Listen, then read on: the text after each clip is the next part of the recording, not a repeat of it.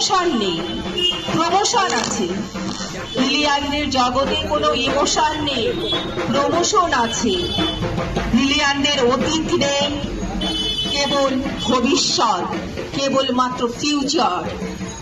ছোট চেয়ার থেকে বড় চেয়ার, নন এসি থেকে এসি, ব্রিলিয়ান ছেলেরা বাবা মাকে মাঝে মাঝে টাকা পাঠায়, মাকে মাঝে মধ্যে টাকা পাঠায়, অনেক অনেক টাকা।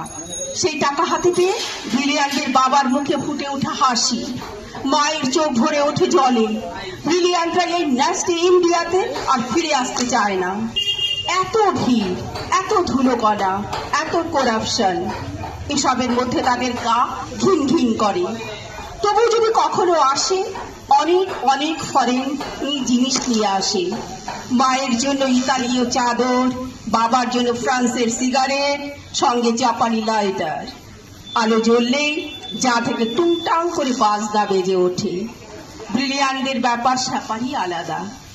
ব্রিলিয়ানদের ব্রিলিয়ান্ট বানিয়ে তুলতে কেরানি বাবাকে যে কতদিন কর্মক্লান্ত হয়ে দুপুরে টিফিনে একটা চাপা কলা কিংবা 1 টাকার শুকনো মুড়িতে পেট ভরাতে হয়েছে।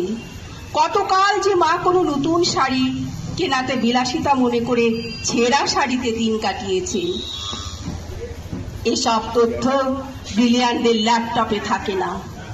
ব্রিলিয়ানদের ল্যাপটপে নায়াগ্রার দুরন্ত জলোচ্ছ্বাস কিংবা ভেসুভিয়াসের ছবি থাকে। এই শ্যামল বাংলার নদী, গাছ, বাংলার বর্ষা, বাংলার মেঘ, এসব হাবিজাবি সেখানে ইনসার্ট করা যায় না। ব্রিলিয়ানটা সদা ব্যস্ত, ভীষণ ব্যস্ত। তারা সঙ্গীত শোনে না, তারা গল্প বা কবিতা পড়ে না, তারা সময় নষ্ট করে না, তারা আকাশ দেখে না, বৃষ্টিতে তাদের মন খারাপ হয় না। তারা কেবল কাজ করে, কেবল ব্যস্ততায় ডুবে থাকে। বৃষ্টি নেমেছে, আকাশ ভেঙে, শ্রাবণ মাস, মা মৃত্যু সজ্জায়, বাড়ি ভর্তি লোকজন, অসুস্থ বাবা বারান্দার চেয়ারে বসে আছেন শূন্য চোখে। ডাক্তার জবাব দিয়ে গেছেন। গোটা বাড়িতে অদ্ভুত এক নিস্তব্ধতা।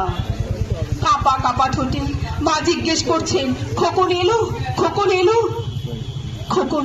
খোকন এসেছে? ব্রিলিয়ান্ট খোকন তখন ফ্লাইটে। সবাই মাকে বোঝাচ্ছে, ওই তো খোকন এসেছে, এলো বলে এক্ষুনি আসবে।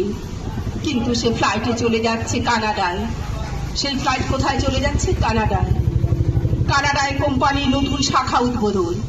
খোকন যাচ্ছে আরো বড় দায়িত্ব নিতে, আরো বেশি ডলার কামান করতে। এখানে এই পোড়া দেশে